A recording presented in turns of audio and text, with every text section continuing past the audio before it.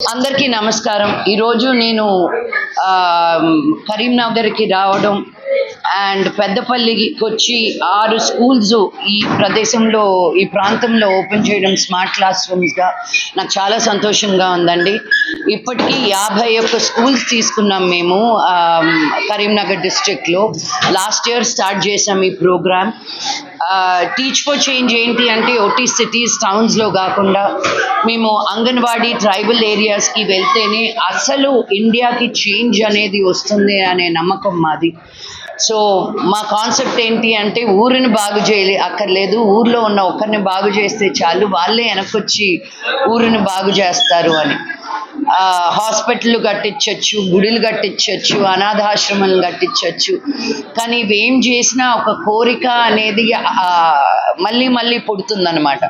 ఒట్టి ఒక ఎడ్యుకేషన్ అనే ఒక దానంలోనే వాళ్ళకు ఒక ఎంపవర్మెంట్ని ఇస్తుంది. వాళ్ళు కూడా ఏదో ఒకటి సాధించాలి అనే ఒక ధ్యేయాన్ని ఇచ్చేది ఒక చదువు ఒకటే.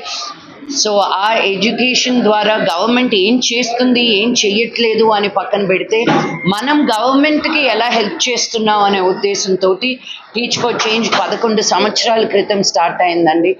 సో ఈరోజు వచ్చి మీ అందరి ముందు మాట్లాడడం చాలా సంతోషంగా ఉంది. ఇక్కడున్న కలెక్టర్ హర్ష గారికి, మన minister IT minister Sridhar Babu గారికి చాలా కృతజ్ఞతలు తెలుపుకుంటున్నాను. అండ్